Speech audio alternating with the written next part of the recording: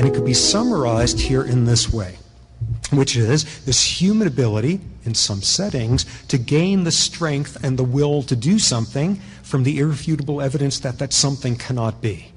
What do I mean by that? Let me make this a little bit less abstract and instead a quote from Kierkegaard. And if you subscribe to this particular type of belief system, this notion that what religiosity is often about is the ability to hold two contradictory facts in your head at the same time, or two contradictory beliefs. Let me make it a little bit less abstract than that. This is a nun named Sister Helen Prejean, and lots of people probably saw the movie back when, Dead Man Walking, which was about her. This is a nun who has spent her time ministering to the needs of men on death row in a maximal security prison somewhere down in the South.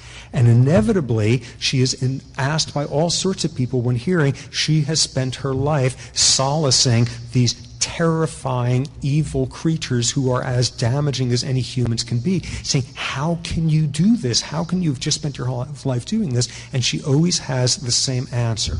The less forgivable the fact, the less forgivable what the person has done, the more we must find the means to forgive them.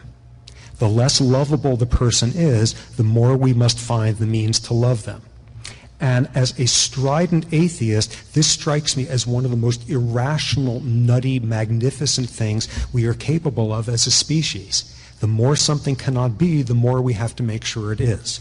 And to finish up here, in lots of ways, that is the realm where we can do our most uniquely human things, built out of a danger of a certain human wisdom. You sit there and you look at enough about what's going on in the world, and you learn enough about it, and you become wise about it, and there's almost an inevitable conclusion that you have to reach, which is none of us can make things better because we're too small, and they're too big, and they're too powerful, and it's not going to matter anyway, and none of us can make things change. And what we have to deal with is the notion that the more clearly, irrefutably, and arguably it's the case that you cannot make a difference, the more that must be the motivation to make a difference and have that as a moral imperative.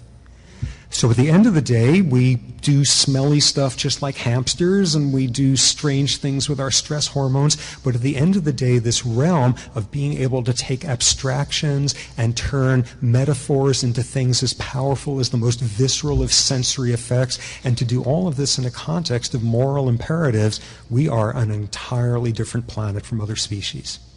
Our ability to constantly confuse the real with the metaphorical, parentheses, our brain's evolutionary challenge to have come up with something as novel as moral abstractions and have to duct tape it into some part of the brain that lizards use, and the ability for us to flip back and forth, and the ability to build entire worlds of good or bad acts out of that. How is that different from the realms of philosophy or religion?